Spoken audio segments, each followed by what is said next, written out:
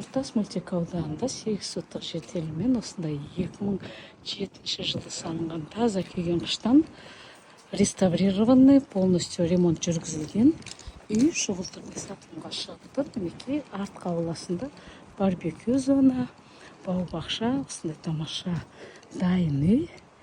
Мына жерінде шағын ғана цоколі бар. Осындай керемет районда тамаша бау-бақшасымен үйді шұғыл түрде сатылымға шығарттыңыз. Алма.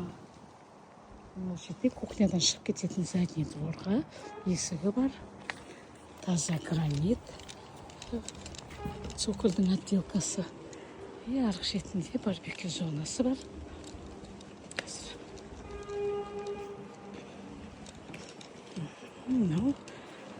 Барбекю зона, летняя кухня и және мынандай жаңа айтқандағыдай жеміс беріп жетіліп тұрған бау-бақшасы бар.